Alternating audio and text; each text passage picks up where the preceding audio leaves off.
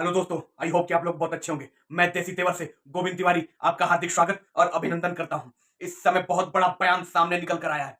ये जो उपचुनाव आने वाला है, इसमें क्या क्या गठित हो रहा है इसका तो अंदाजा ही नहीं लग रहा है। पार्टी इंटरनल खेल खेल रही है। एक पार्टी दूसरे पार्टी को काटने और तोड़ने में तो लगी ही थी। इस समय बहुत बड़ा उसी बीच में बयान निकल के आया है। योगी आदित्यनाथ सीएम चेहरा नहीं रहेंगे, अब करेंगे वो केंद्र की राजनीति। केंद्र में बड़ा पद पा सकते हैं सीएम योगी आदित्यनाथ। अब मामला ये आया है, ये बयान ये उठकर कहां से आया है। अभी तो बयान निकल के आ रहा था कि अगर योगी आदित्यनाथ नरेंद्र मोदी के बाद वो पीएम का चेहरा बन के उभरने वाले हैं, पर इस समय सीएम योगी आदित्यनाथ जो उपचुनाव आने वाला है, इस समय उसका चेहरा दिखाई दे रहे थे, पर अचानक ऐसा क्या हो गया कि सीएम योगी आदित्यनाथ के चेहरे पे ये आने वाला उपचुनाव नहीं लड़ा जाएगा।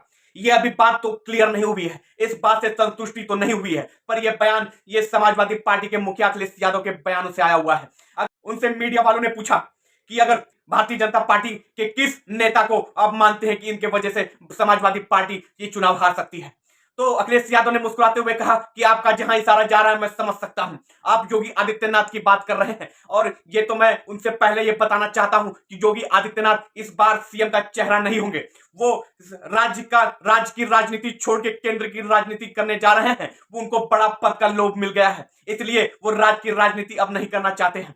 तो मैं आपको इंटरनल खबर बता रहा हूं कि योगी आदित्यनाथ ये जो सीएम का चेहरा है ये बदल दिए जाएंगे। ये चुनाव होने के बाद आपको पता चलेगा कि सीएम कोई और बन गया और योगी आदित्यनाथ को केंद्र में कोई बड़ा पद मिल गया। ये बड़ा बयान निकलने के बाद मीडिया वालों के अंदर पूरा सनसनी मच गई, और मीडिया वालों ने कहा कि आप कैसे बता सकते हैं कि सीएम योगी आदित्यनाथ इस समय सीएम के भारतीय जनता पार्टी के सीएम के चेहरा नहीं है। अगर ये सीएम चेहरा नहीं है तो कौन आगामी सीएम चेहरा हो सकता है। इस पे अखिलेश यादव ने कहा कि अभी सीएम चेहरे का अभी कोई अनुमानित नहीं लगाया गया है। अभी पीएम नरेंद्र मोदी को लगता है कि यूपी में भारतीय जनता पार्टी की सरकार बन सकती है योगी आदित्यनाथ के चेहरे पे। इस वजह से अभी कोई खुलासा नहीं किया जा रहा है, पर यह मैं आपको क्लियर बता रहा हूं कि जो यूपी में सीएम चेहरा आएगा, सीएम बनेगा, वो कोई नया प्रत्याशी होगा। योगी आदित्यनाथ के चेहरे पर चुनाव लड़ा जा रहा है। ये कहने के बाद अखिलेश यादव वहां से चले गए, और ये जो बयान उभर के निकल के आया है, ये पूरा यूपी में खलबली मचा के रखा हुआ है। अभी योगी आदित्यनाथ से ये वार्तालाप में मीडिया ने पूछा कि अखिलेश यादव जी ने इतना बड़ा बयान दे दिया है कि आपके चेहरे से यूपी का उपचुनाव नहीं लड़ा जाएगा। इसमें योगी आदित्यनाथ ने कहा कि ये छोटी मोटी बयानबाजी से आप घबराइए मत, क्योंकि यूपी का सीएम चेहरा मैं ही हूं और यूपी के सीएम पद की कुर्सी मैं ही संभालूंगा। और ये बयानबाजी तो चलता रहेगा और ये कटाक्ष बातें तो होती रहेंगी, क्योंकि उपचुनाव नजदीक आ गया है। इनको सुर्खियां चाहिए, और सुर्खियां योगी आदित्यनाथ के नाम से ही मिल सकता है। इसलिए फालतू के बयानबाजी किए जा रहे हैं, इधर की बात उधर पलटी जा रही है, क्योंकि उनको पता है कि राहुल गांधी और अखिलेश यादव की जो गठबंधन चल रहा है उसमें इंटरनल दरार आ चुका है। इसको तोपने के लिए, उस पर मीडिया का निगाह वहां ना पहुंचने के लिए चीजों में उलझी रहे, और वो अपना जो गठबंधन प्रक्रिया है उस पर अपना ध्यान दे।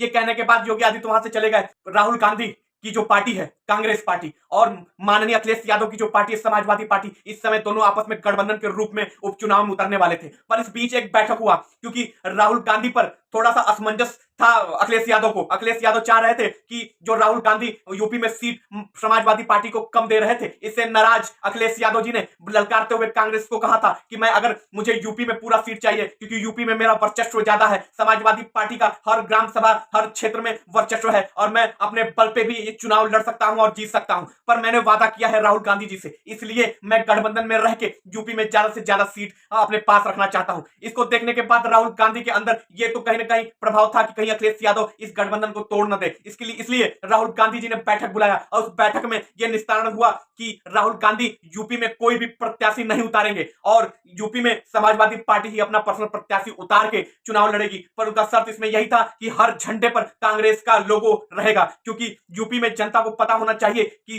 कांग्रेस और समाजवादी एक गठबंधन में चुनाव लड़ रही है। इसलिए जो भी पोस्टर होगा या झंडा होगा उसमें कांग्रेस पार्टी का लोगो और कांग्रेस पार्टी के मुखिया राहुल गांधी की फोटो होनी चाहिए। इस पर माननीय अखिलेश यादव ने हाँ कह दिया और कहा कि मैं इसलिए तैयार हूं। आइए, ये बात देखने के बाद प्रयागराज फूलपुर सीट से कांग्रेस जिला अध्यक्ष प्रत्याशी सुरेश यादव ने बगावत कर लिया है कांग्रेस से। उन्होंने कहा कि मैं 5 साल से ऊपर से घिस रहा हूं, मैं जनता के बीच हूं और जनता की सेवा कर रहा हूं, इस उम्मीद से कि उपचुनाव में, आने वाले उपचुनाव में कांग्रेस मुझे विधायकी का सीट देगी, और मैं इस सीट से लड़ूंगा और जीतूंगा, और जीत के जनता की सेवा करूंगा। पर ये जो मीटिंग हुआ है मैं इसका विरोध करता हूं। ये जितने भी कांग्रेस प्रत्याशी हैं जो अपने सपनों को साकार बनाने के लिए पूरी 5 साल 6 साल से जनता के बीच रह के उनका काम कर रहे हैं, सेवा कर रहे हैं। इस उद्देश्य की उपचुनाव आएगा और कांग्रेस पार्टी से टिकट मिलेगी और मैं चुनाव लड़ूंगा और चुनाव लड़ने के बाद जनता को और जनता की सेवा करने का मौका मिलेगा।